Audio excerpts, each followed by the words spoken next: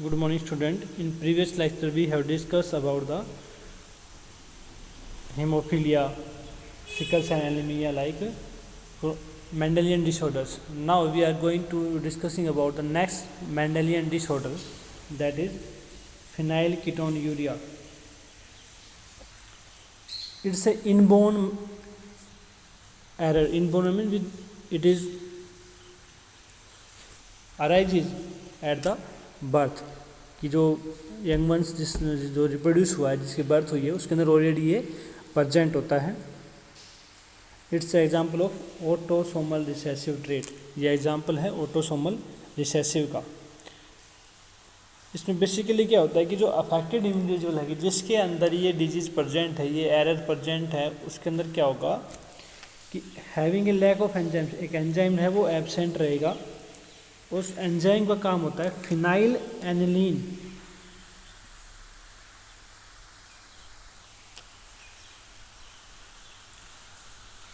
को कन्वर्ट करेगा टायरोसिन के अंदर.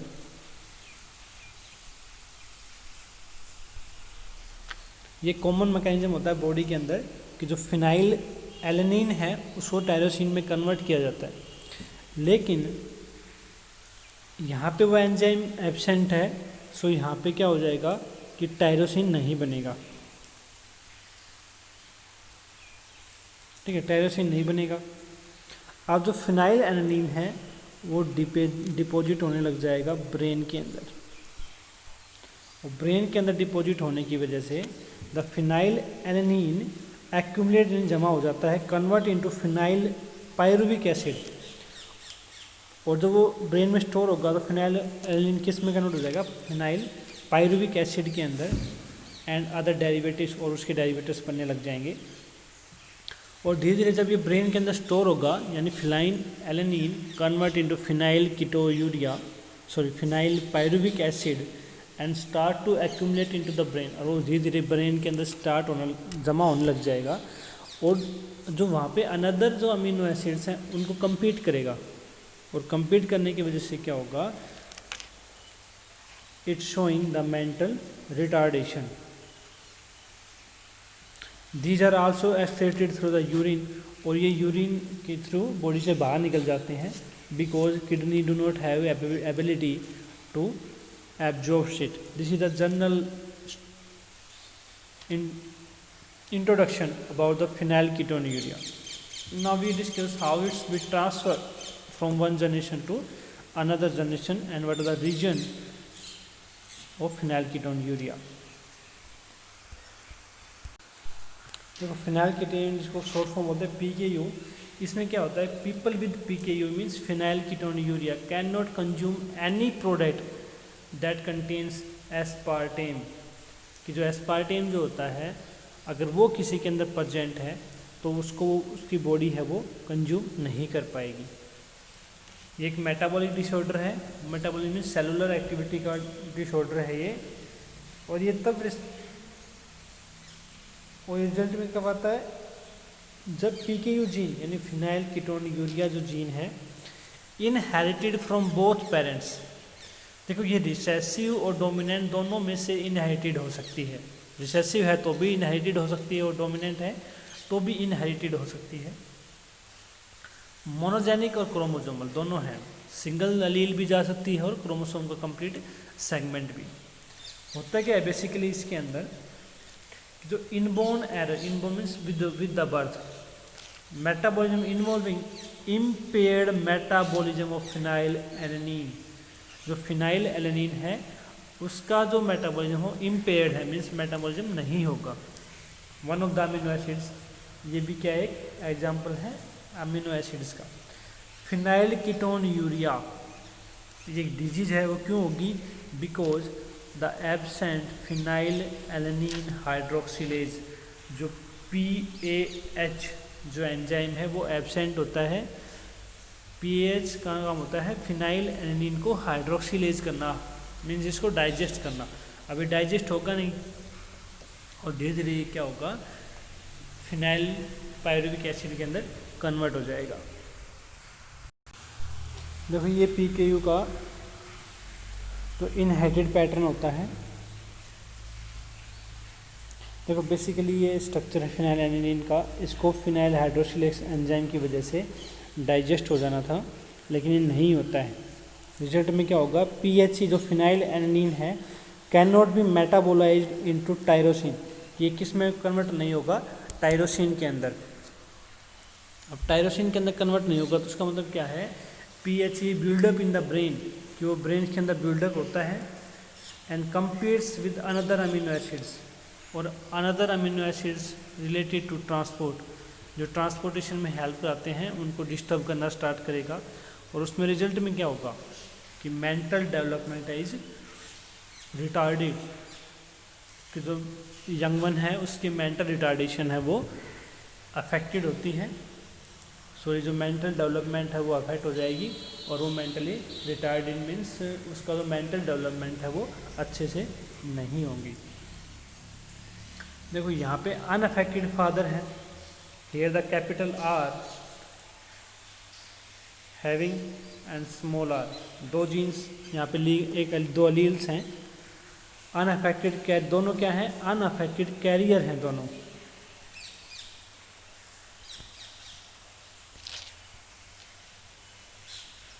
दोनों क्या है, अनअफेक्टेड कैरियर हैं। जब गैमेट्स बनेंगे तो दिस वन देखो यहाँ दोनों जीन्स क्या है, रिसेसिव फॉर्म में है, तो यहाँ क्या होगा, ये अफेक्टेड होगा, ठीक है, और ये सारे क्या होंगे, अनअफेक्टेड, और ये दोनों कैरियर होंगे, ये क्या होंगे, कैरियर, और यहाँ पे ये क्या होगा, अफेक्टेड। तो इस तरह से ये कैरी आउट होता है। इट मीन्स ये अनअफेक्टेड दोनों कैरियर जो हैं दोनों से रिसेसिव हो या डोमिनेंट हो, दोनों से क्या हो सकते हैं, ट्रांसफ़र हो सकते हैं। So this is about the phenyl ketone urea. The next disease thalassemia. It is another type of Mendelian disorder. Thalassemia is also an autosome link recessive blood disease. ये क्या होता है, this is the also an autosomal link, ये भी क्या है, autosomes link recessive है।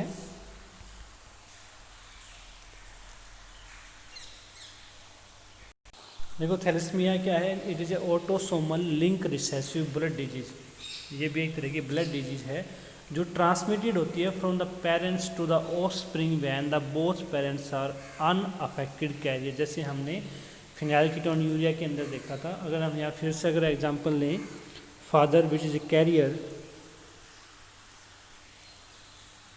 And the mother, तो देखो यहाँ जो यंग वंस आएंगे ये दोनों कैरियर हैं, तो एक कॉम्बिनेशन ये आएगा, ठीक है, एक हाइब्रिड, एंड दिस वन, तो ये वाला जो है ये अफेक्टेड होगा, जो हाइब्रिड है वो कैरियर्स होंगे, और वन जो होमोजाइगस डोमिनेंट है वो कैसा होगा, हेल्थी होगा। तो यहाँ बेसिकली क्या है कि a gene, sorry the inheritance from the both parents are unaffected, both parents यहाँ क्या लिए थे हमने, अनअफेक्टेड हैं, वो सिर्फ क्या है, कैरियर हैं, जो स्मॉल आर है it is a carrier gene of heterozygote. The detect could be due to either mutation or deletion which ultimately result in the reduced rate of the synthesis of one of the globin chain. जो haemoglobin structure जो होता है उसमें दो chains होती हैं, alpha and beta. जो haemoglobin का स्ट्रक्चर है उसमें अल्फा और बीटा दो चेन्स होती हैं, उनके अंदर डिफेक्ट आ जाता है और उस वजह से इसको आइडेंटिफाई किया जाता है। This cause the formation of abnormal hemoglobin molecules resulting into anemia. अब देखो जैसे हमने सिकल सेल एनीमिया के अंदर देखा था, सिकल सेल में क्या था कि वहाँ भी जो आरबीसी का जो स्ट्रक्चर था वो किस में कन्वर्ट हो रहा था, सिकल सेल के अंदर। अब सिकल सेल में कन्वर्ट होने की वजह से वहाँ क्या हो गया कि वहाँ पे जो ऑक्सीजन कैरिंग कैपेसिटी थी आरबीसी की वो डिक्रीज हो गई, और डिक्रीज होने की वजह से क्या होगा कि वहाँ पे एनीमिया, ब्लड की कमी हो जाती है। सेम वही पोर्शन यहाँ है थैलेसीमिया के अंदर, कि थैलेसीमिया के अंदर भी क्या होगा कि एबनॉर्मलिटीज आ जाएंगी हीमोग्लोबिन के स्ट्रक्चर के अंदर, क्योंकि जो थैलेसीमिया जो कैरी जो जीन है वो अल्फा और बीटा चेन को डिस्टर्ब करेगी। डिस्टर्ब करने की वजह से क्या होगा, this cause the formation of abnormal haemoglobin resulting into anaemia which characteristic of the disease. और वो क्या है, कैरेक्टरिस्टिक है डिजीज का। अब यहाँ दो क्लासिफिकेशन है थैलेसीमिया की अकॉर्डिंग टू द चेन। अगर वो अल्फा चेन पे डिफेक्शन है तो अल्फा थैलेसीमिया, और बीटा चेन पे डिफेक्शन है तो it's non beta thalassemia. Production of alpha globin chain is affected while in beta thalassemia. अगर बीटा डिफेक्टेड है तो अल्फा चेन की डेवलपमेंट होगी। Production of beta globulin chain is affected.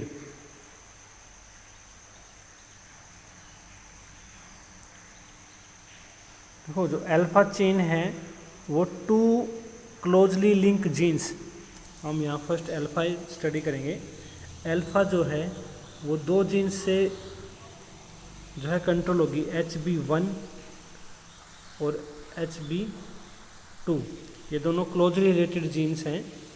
अब ये क्या करेंगी, on the chromosome number 16 thalassemia जो डिजीज कोज होगी वो कहाँ होगी, एट द क्रोमोसोम नंबर 16, जहाँ पे अल्फा और बीटा चेन के लिए जो अल्फा चेन है हीमोग्लोबिन को फॉर्मेशन के लिए वो प्रेजेंट होगी 16 नंबर ऑफ क्रोमोसोम के ऊपर। अब वहाँ क्या होगा, HBA1 एंड HBA2 ये जीन्स क्या करेंगी, each parent it is observe due to mutation और deletion of the one or more of 4 jeans. अब यहाँ 4 जीन्स है, देखो दो पेरेंट्स हमारे पास मेल और फीमेल, तो 2 नंबर इसके हैं और 2 नंबर, टोटल कितनी होगी 4 जीन। अगर इनमें से एक भी इनमें से डिलीट हो जाती है, मान लो यहाँ HB1 से एक जीन डिलीट हो गई, हमारे पास मान लो HB1 नहीं है, तो अल्फा चेन जो है वो कम्प्लीटली डेवलप नहीं होगी। अब अल्फा चेन नहीं है क्योंकि हमारे पास एक जीन नहीं है, इसमें हमने इस जीन को रिमूव आउट कर दिया है।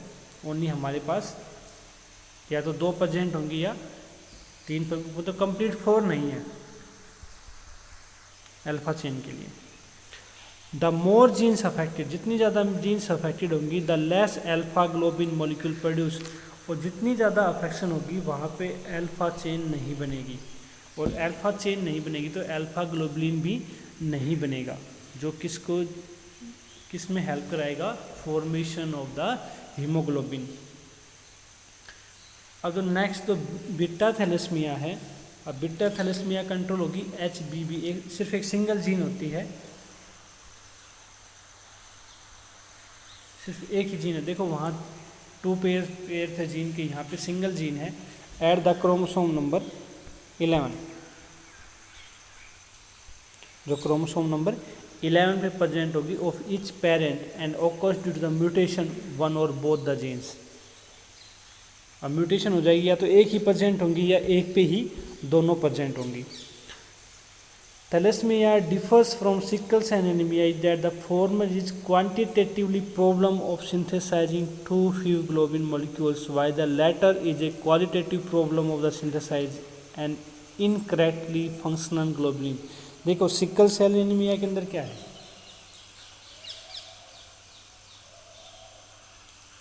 सिकल सेल में सिर्फ क्या होता है, क्वांटिटी चेंज नहीं होती है, वहाँ नंबर उतना ही रहेगा आरबीसी का, सिर्फ क्वालिटी चेंज हो जाती है, ठीक ना। वो किसकी वजह से कि भाई इन फंक्शनल ग्लोबुलिन जो वहाँ गया, जो 6 नंबर पे जो है ग्लूटामिक की जगह वेलाइन आ जाता है, उसकी वजह से। लेकिन थैलेसीमिया के अंदर तो क्या है, अल्फा और बीटा चेन है, ये क्वांटिटी है, अल्फा चेन बनाएगी लेकिन वहाँ पे नंबरिंग कम हो जाएगी, ठीक है ना। वहाँ नंबरिंग कम होने की वजह से क्या होगा कि हीमोग्लोबिन नहीं बनेगा, तो वहाँ आरबीसी डेवलप नहीं होगी और दैट कॉजेज एनीमिया। वो किसको कॉज करेंगे, एनीमिया को। तो this is about the thalassemia which is also a autosome link recessive blood disease. Next the chromosomal disorders. Chromosomal disorder means due to absence or excess or abnormal arrangement of one or more chromosomes. वहाँ Mendelian में क्या था, सिर्फ एक gene की वजह से हो रहा था ये सब, लेकिन क्रोमोसोमल में क्या है कि क्रोमोसोम्स या तो एब्सेंट हो जाएगा, या उसकी नंबरिंग बढ़ जाएगी, या वो डिलीट हो जाएंगे, ठीक है ना, या उनका जो अरेंजमेंट है वो एबनॉर्मल हो जाएगा। एबनॉर्मल का मतलब है जैसा पेरेंट्स के अंदर था वैसा चाइल्ड के अंदर नहीं है, दैट्स कॉज क्रोमोसोमल डिसऑर्डर्स। और इसका ये होता क्यों है, due to failure of the segregation, कि जब क्रोमैटिड्स जब बनेंगे तो वो सेग्रीगेट नहीं होंगे, अलग अलग नहीं होंगे। सेल डिवीजन में क्या होता है, अगर मियोसिस डिवीजन है तो एन एन एन बनने चाहिए, हैप्लॉइड ही बनने चाहिए, लेकिन वहाँ डिवीजन के टाइम क्या होता है कि या तो एक सेल के अंदर क्रोमोसोम ज़्यादा होंगे या दूसरे के अंदर कम होंगे, या वो उनका जो अरेंजमेंट है वो चेंज हो जाएगा, पेरेंट्स की तरह नहीं है। रिजल्ट इन द गेन और लॉस ऑफ द क्रोमोसोम, या तो क्रोमोसोम डिलीट हो जाएंगे या एक्स्ट्रा हो जाएंगे, दैट्स कॉल्ड एन्यूप्लॉइडी। जैसे फॉर एग्जांपल हम डाउन सिंड्रोम का लें तो down syndrome results in the gain of extra copy of 21। देखो डाउन सिंड्रोम में क्या होगा कि एन और एन बनने चाहिए थे, लेकिन क्या होगा एक के अंदर तो 21 जो पोजीशन है क्रोमोसोम की वो क्या होगी, एक्स्ट्रा कॉपी हो जाएगी एक के अंदर। अब एक्स्ट्रा कॉपी का मतलब है उसके अंदर जो क्रोमोसोम नंबर है वो इंक्रीज हो गई और जो सेकंड सेल है उसके अंदर डिक्रीज हो गई। ऐसा ही टर्नर सिंड्रोम के अंदर है। टर्नर सिंड्रोम के अंदर क्या होगा, due to the loss of X chromosome in human female, कि ह्यूमन फीमेल के अंदर ओनली सिंगल एक्स है, अनदर एक्स का लॉस हो गया, वो अनदर एक्स ट्रांसफॉर्म हो गया मेल के अंदर, ठीक है। Failure of the cytokinesis after telophase stage of the cell division, result is an increase in the whole set of chromosome. देखो अगर सिंगल क्रोमोसोम है जो है, अगर उसका चेंज होता है तो that's called aneuploidy. Whole set of chromosomes, कि क्रोमोसोम्स का कंप्लीट सेट ही चेंज हो जाए, that's known as polyploidy. Poly means multiple ploidy हो गई। This condition is often seen in the plants, ये मोस्टली किसके अंदर होता है, प्लांट्स के अंदर होता है। So the chromosomal disorders are due to the abnormality, loss or gains of the chromosome, कि क्रोमोसोम का जो लॉस और गेन है उसकी वजह से होता है। In the next lecture we discuss about the detail of the chromosomal disorders. In chromosomal disorders we studied Down syndrome, Turner syndrome, Klinefelter syndromes. These are the chromosomal disorders.